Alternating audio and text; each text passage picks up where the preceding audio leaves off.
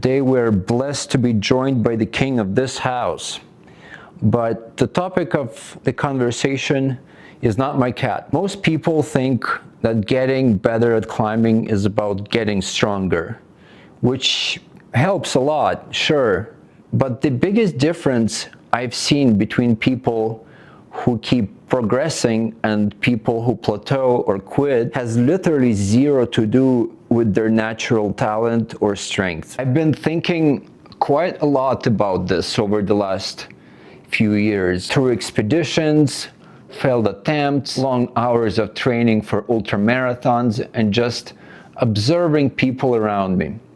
And I came up with 10 most important traits and tips that will make you more successful than most climbers, or honestly, any athletes, no matter what you do.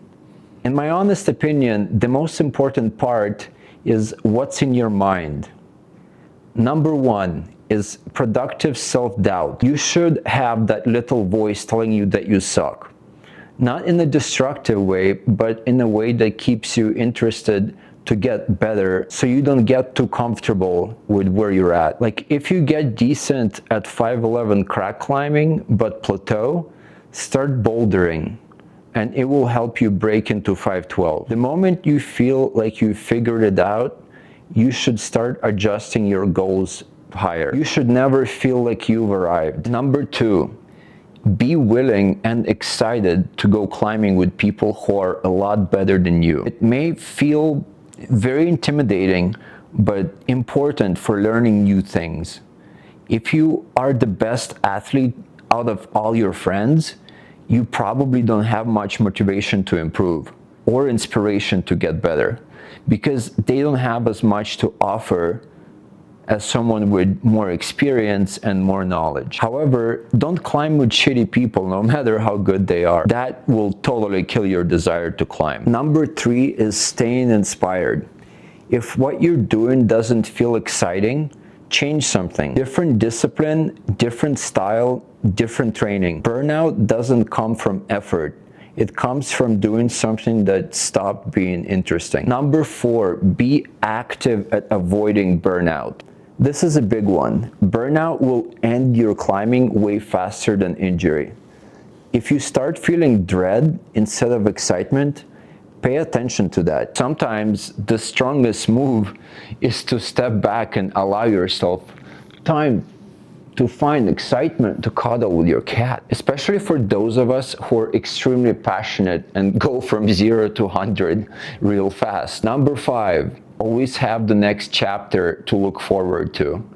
When I'm on an expedition, I'm already thinking about what's next. Not because I don't care about the current objective, but because it removes pressure that potential failure puts on me. If this particular trip doesn't work out, it's not the end of the world. There's always another opportunity ahead. There is my next goal coming up in a couple months, and I'm already training my fingers and doing core work while I am on the current expedition. I treat my long approaches to the base of climbs as another opportunity to do a slow and steady cardio day. Number six, separating identity from performance. If your identity is tied to success, failure hits way harder than it should, and it messes with your decision making. You climb way better when your self-worth isn't on the line. Number seven, respecting reality over ego. The mountain doesn't care how strong you are. Turning around, changing plans, admitting you're not ready, or conditions aren't right, that's not weakness. That's what keeps you alive long enough to improve. Number eight, focus on the system and all the little boring things. Avoid hero workouts and too much intensity. Packing, pacing, recovery, communication with your partners, all these little things will help you get way better over time with consistency and repetition. The boring repetitive stuff and accumulation of mileage is way more important over time and will help change you into a monster that you want to become. Number nine is being okay with being bad. If you only do what you're good at, you stop progressing. You have to be willing to suck at things for a while, and that's how you become more well-rounded. Number 10 is playing the long game. This is probably the biggest one. Thinking years, not single seasons. Most strong climbers didn't get there quickly. They just didn't quit. This stuff isn't about climbing harder next weekend. Even though it's always nice to see improvement, most of the time you won't notice anything super obvious for a while. But stay in the game for the long haul. Avoid injuries, avoid burnout, to become someone who can do things at a high level while still maintaining love for climbing. Hope this video was useful to you. Feel free to subscribe, like, or share to show this is not a total waste of my time.